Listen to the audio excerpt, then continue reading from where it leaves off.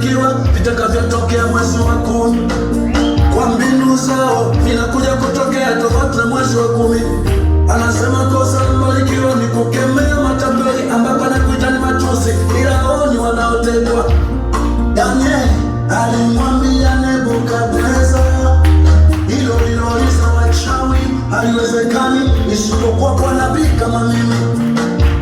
Yusufu alimwambia Farao, wanayoshindwa serikali wataalamu, mimi nabii nayaweza.